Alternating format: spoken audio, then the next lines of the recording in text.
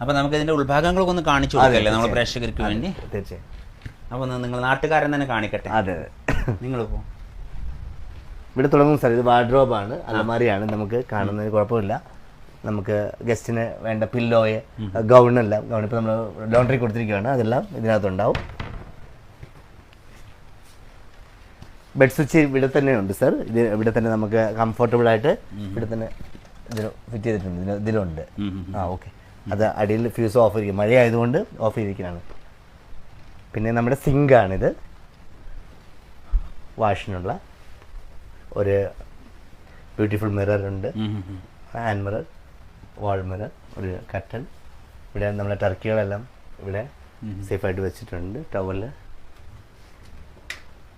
Light. പിന്നെ ഈ ഭാഗമാണ് സർ വാഷ്റൂം ആയിട്ടുള്ളത്.